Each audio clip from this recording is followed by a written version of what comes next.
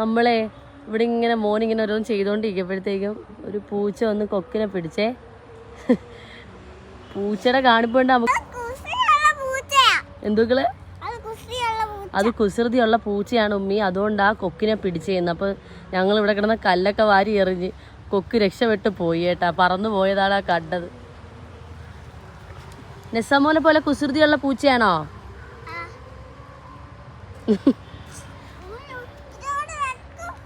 ആ അവിടെ വെച്ചോ, ഇന്ന് ഫുള്ള് ചെയ്തിട്ടേ വരുവോളോ. ഇതിഷ്ടാണോ നെസമോന് ചെയ്യാൻ?